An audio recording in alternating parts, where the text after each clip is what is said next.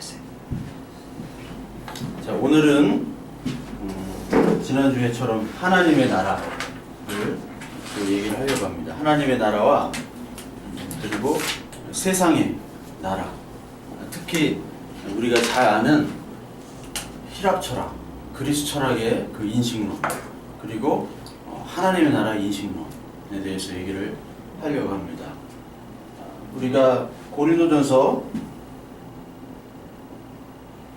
1장 18절부터 아까 읽었는데, 여기서 보면은 하나님의 지혜가 나옵니다. 계속해서 18절부터 하나님의 지혜가 나오고 또 세상의 지혜가 대조돼서 나오는 것이죠. 그런데 이 하나님의 지혜는 어떠느냐? 세상에 보기에 굉장히 미련하다는 거예요. 특히 18절에 보면은 십자가의 도가 멸망하는 자들에게는 미련하다. 그러니까 멸망하는 자들은 누굴 얘기하느냐? 이방인들을 얘기하는 것이죠. 그러니까 이방인이라는 것은 우리가 하나님을 믿지 않는 사람들을 다 이방인으로 얘기를 합니다. 그리고 하나님 믿는 사람들은 미련하지만 뭐가 있느냐? 구원을 받는 우리에게 이 미련한 것이 능력이라는 것이죠. 그러니까 우리에게 이 능력은 바로 미련한 것이다. 그리고 우리 전도를 쓸 때 전도도 뭐라고 얘기를 했냐? 전도의 미련한 것으로.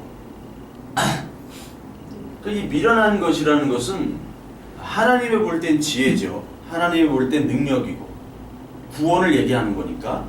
그렇지만 세상이 볼 때는 굉장히 미련한 것입니다. 그래서 오늘 얘기하는 그 하나님의 나라에 있어서도 하나님의 나라는 절대로 똑똑하고 논리적이고 합리적인 것이 아니에요. 하나님의 나라라는 것은 미련한 것이다. 미련한 것. 그렇기 때문에 하나님의 나라 이 복음을 전할 때 복음이 굿뉴스. 굿뉴스인데 이게 굿뉴스가 될 수가 없는 거예요. 왜? 미련한 것이기 때문에. 이게 어떻게 굿뉴스가 되냐? 굿뉴스가 안 되죠. 그러니까 하나님의 나라에 대해서 하나님 나라 질서가 있잖아요. 하나님 나라.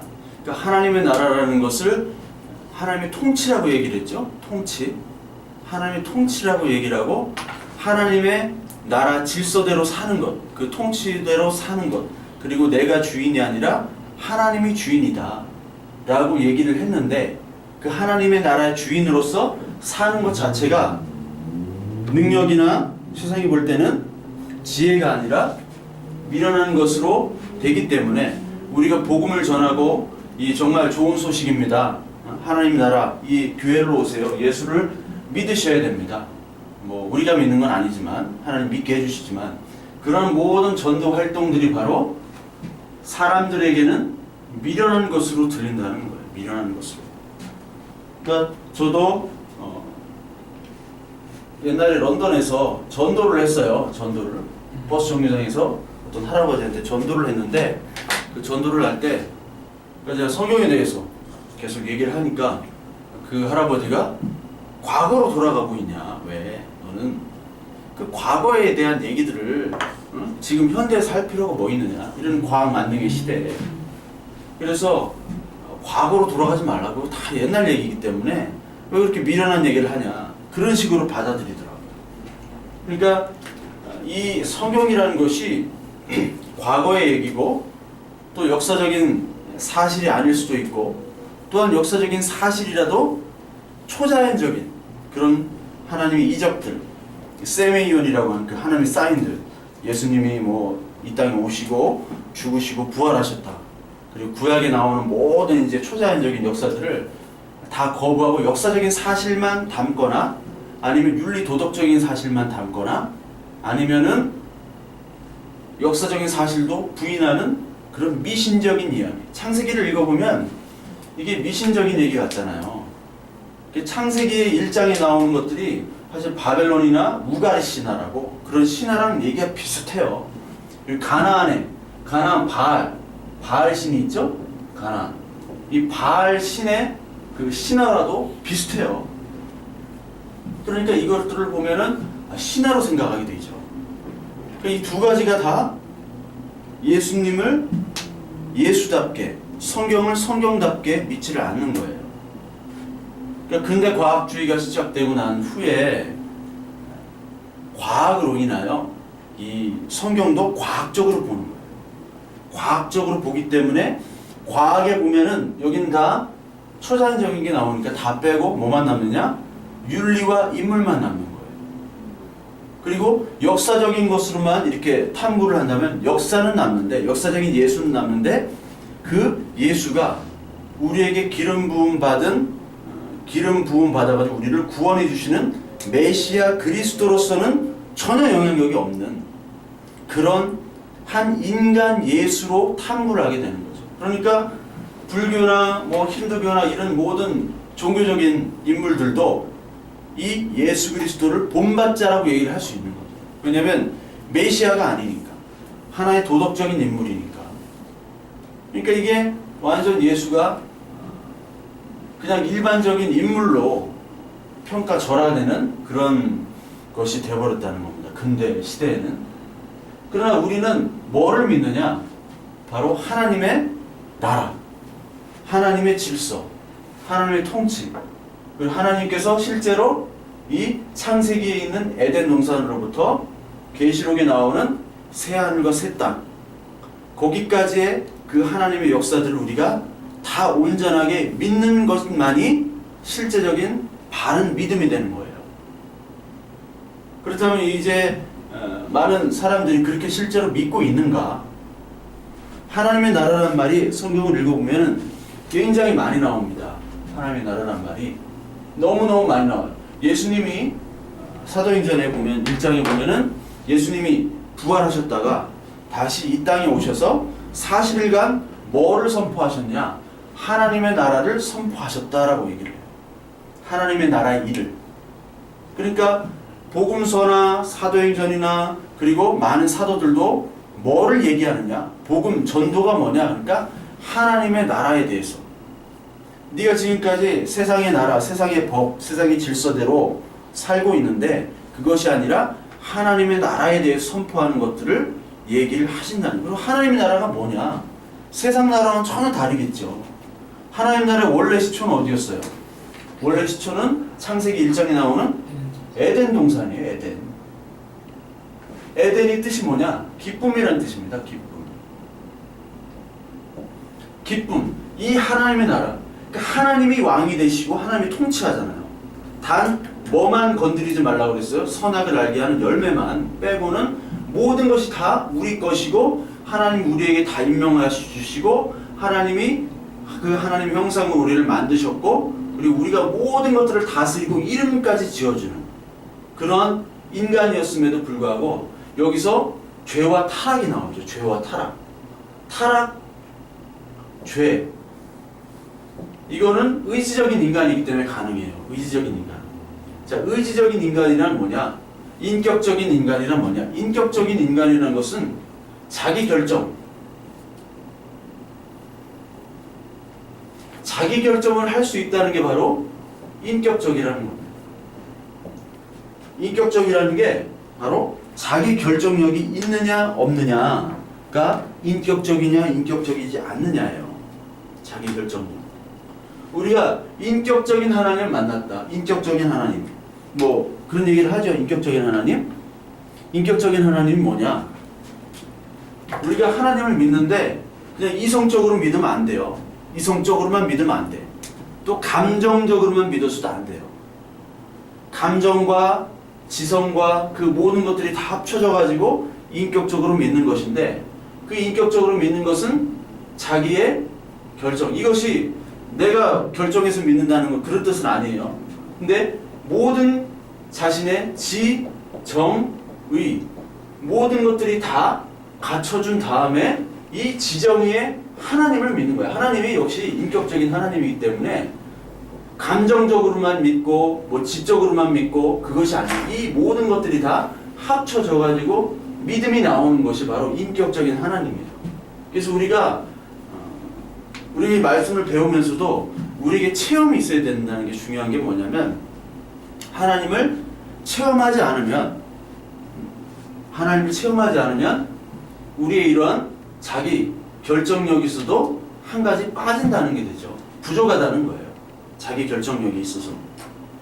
그러니까 지적으로만 또 믿게 되면은 이것도 부족한 것이고, 감정적으로만 막 샬라샬라 할렐루야만 외치고 막 하나님 사랑합니다 막 둥글고 막 뒹굴고 막 웃고 떠들고 하면서 울었다가 이것도 문제가 있는 것이죠. 인격적이라는 게 뭐냐? 하나님을 보면, 이 말씀에서 하나님을 보면은 하나님이 어떤 하나님인지를 깨닫게 되는 것이고, 우리 인간에게 지식도 주고 감정도 주고 의지도 주고 자기 결정력을 다 줬기 때문에 그 모든 것들을 통틀어서 하나님께서 하시고자 하는 일들, 그 일들을 우리가 이 모든 지정의를 통해서 받아들이게 되는 것이죠.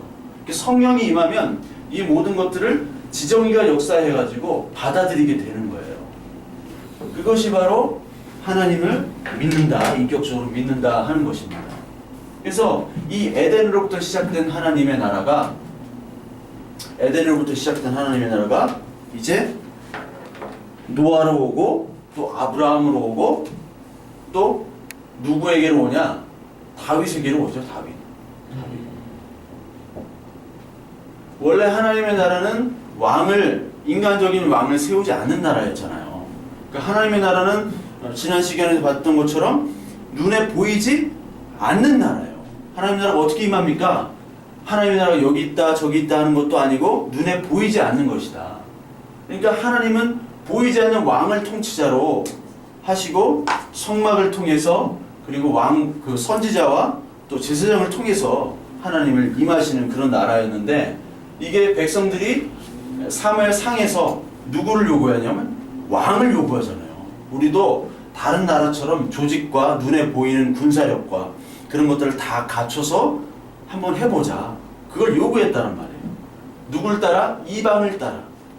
그러니까 이방 나라를 따라가기를 시작한 것이죠. 그때 마지못해 하나님께서 허락하시고 다윗을 통해서 사무엘하 7장 16절에서 약속을 해주시죠.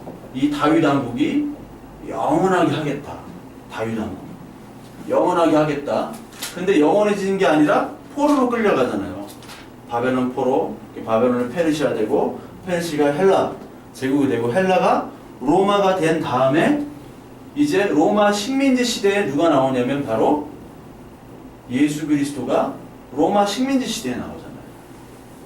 즉 이제 하나님의 나라는 실제적으로 예수 그리스도가 옴으로 하나님의 나라가 이제 시작이 된 겁니다. 시작이. 하나님의 나라가 예수 그리스도께서 오심으로 이제 하나님의 나라, 하나님의 질서가 통치가 되는 거죠. 그래서 하나님의 나라라는 것은 하나님 나라 질서에 따라 사는 것이죠. 그래서 우리가 마태복음 5장부터 7장까지 보면은 산상수훈이라고 나오죠. 산상수훈.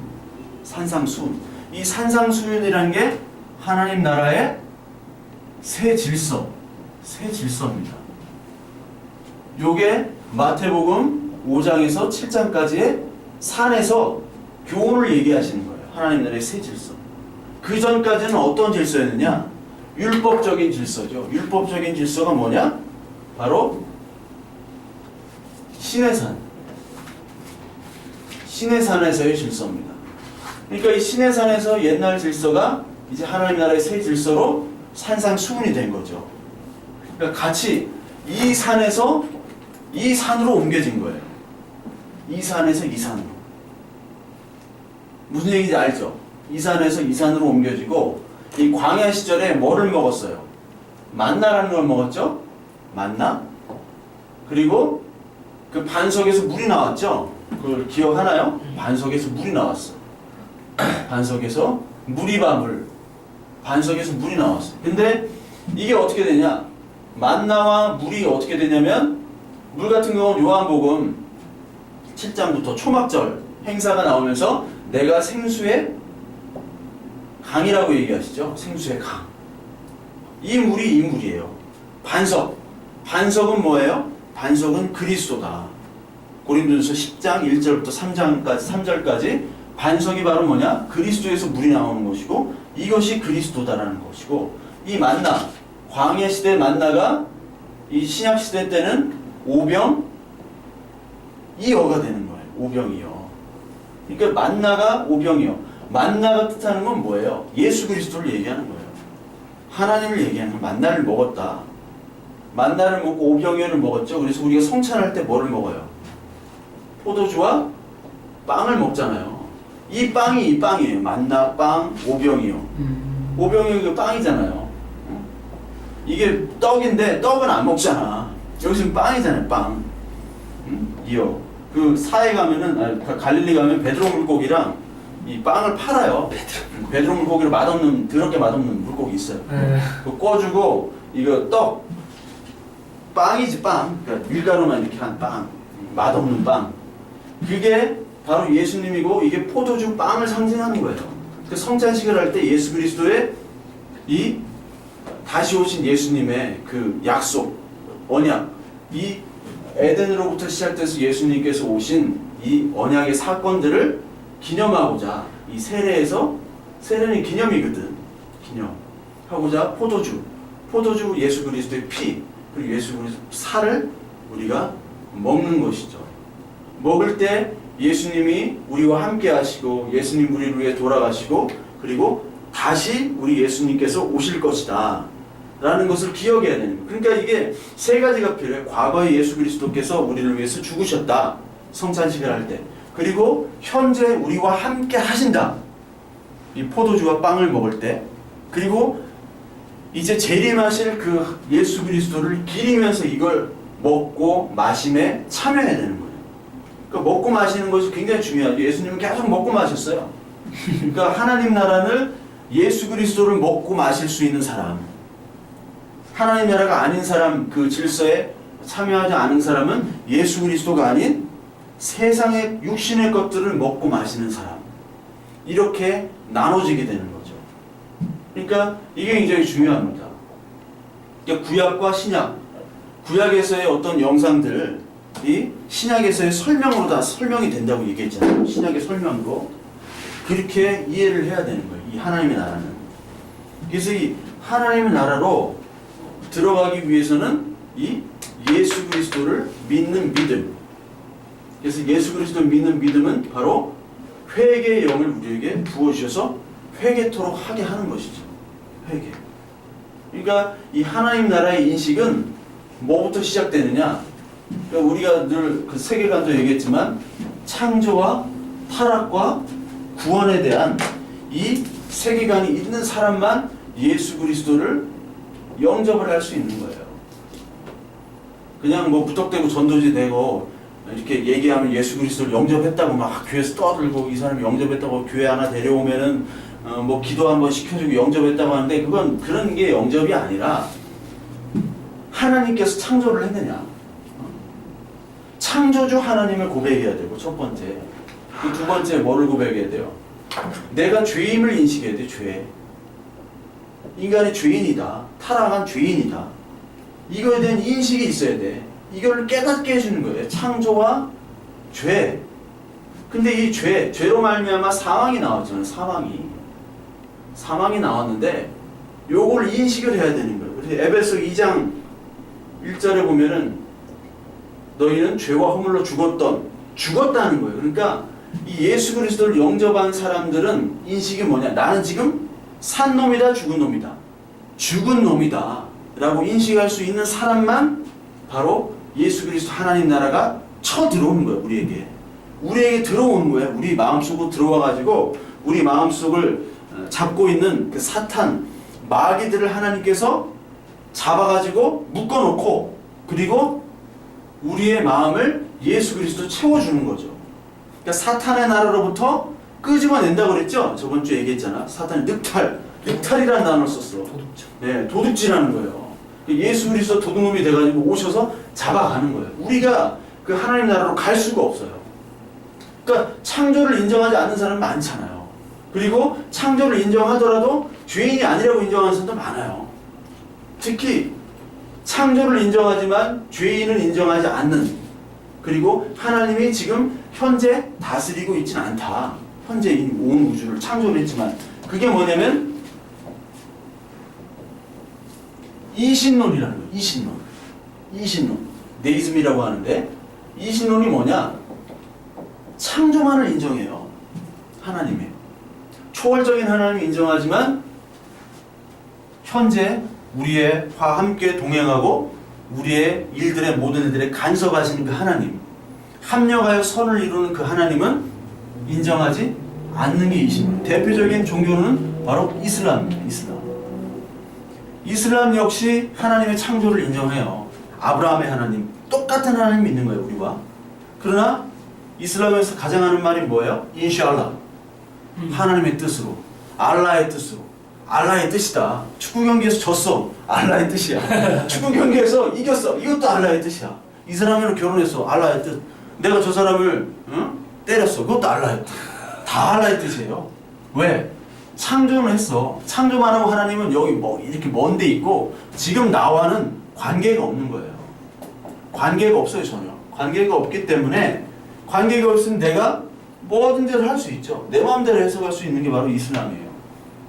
그 데이즘이 뉴턴 때부터 시작된 게 데이즘이에요. 뉴턴을 배웠죠? 뉴턴 이전에 데카르트라는 사람이 있어요. 데카르트. 코기토 에르고 숨. 이런 말이 있죠. 코기토 에르고 숨.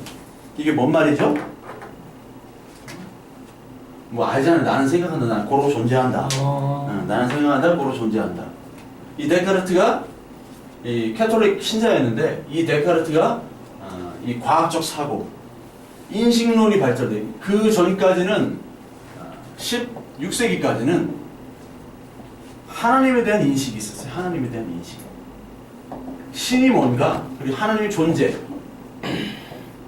존재에 대한, 하나님과 존재에 대한 것이 주요 이제 철학과 과학의 과제였는데 이 데카르트 이후부터는 인식론이 대두돼요. 내가 지금 이것을 인지하고 있는 것이 사실인가? 아니면 또 어떻게 인지하고 있는가?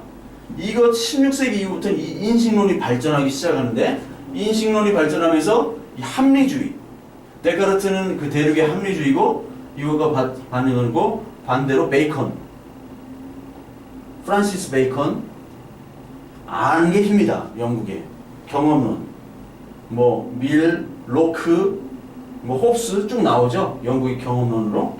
이 경험론은 이제 경험주의, 이 데카르트 쪽은 프랑스의 데카르트, 스피노자, 라이프니츠,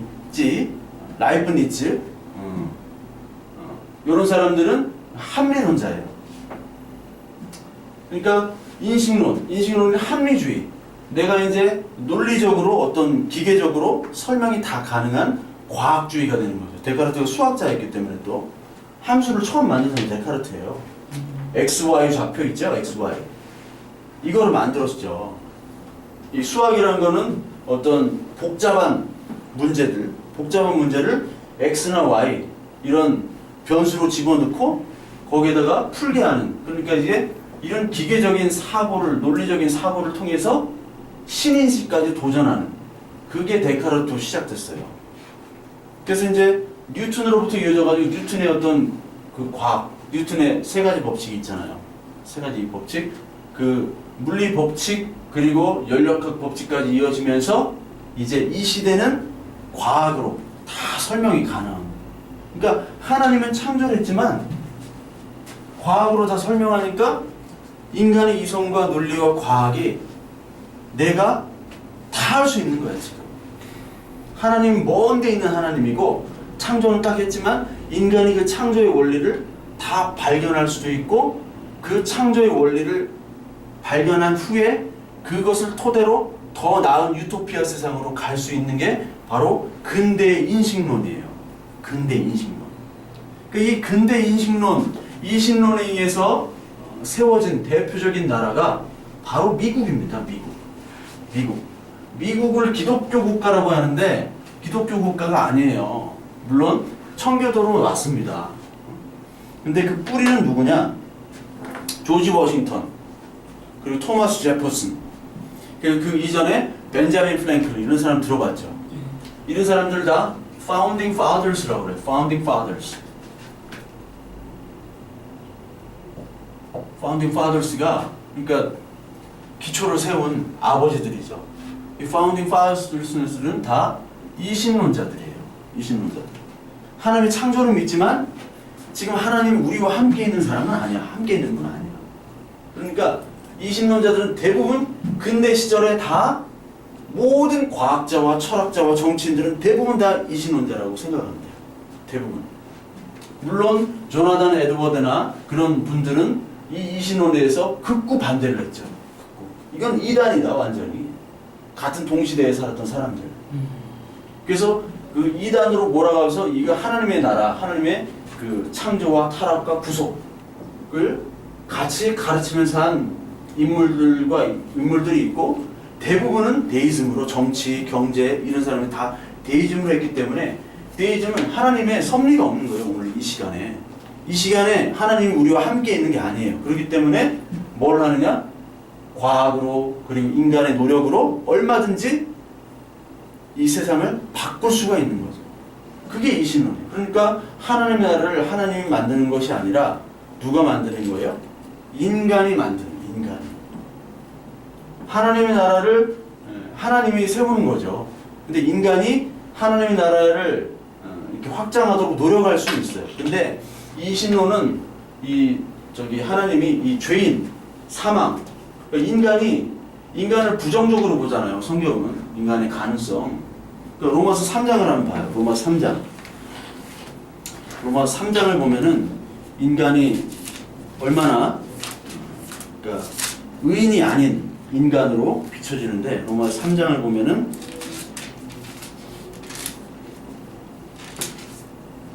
3장 10절 제가 한번 읽어보겠습니다. 3장 읽어보면 기록된 바 의인은 없나니 하나도 없으며 깨닫는 자도 없고 하나님을 찾는 자도 없고 다 치우쳐 함께 무익하게 되고 선을 행하는 자는 없나니 하나도 없도다.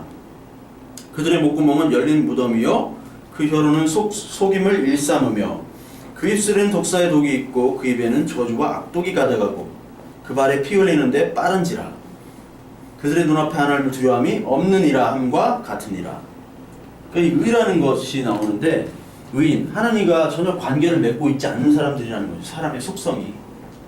그리고 죄를 짓는 데는 빠르고 의를 행하고 선을 행하는 데는 전혀 관심이 없는, 그러니까 하나님과 관계가 없는 사람들.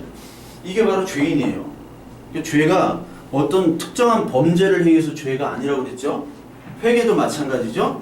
회개가 어떤 도둑질을 가지고 내가 뭐 간음을 했습니다. 죄송합니다. 용서해 주기. 이게 회개가 아니라, 회개는 지난 시간에도 얘기했지만 그 둘째 아들이 얘기한 것처럼, 둘째 아들 그 탕자가 한 것처럼 이 세상 모든 것들에 대해서 이제 돌이켜서 하나님의 그 풍성한 나라로 돌아가는 것이 회개지.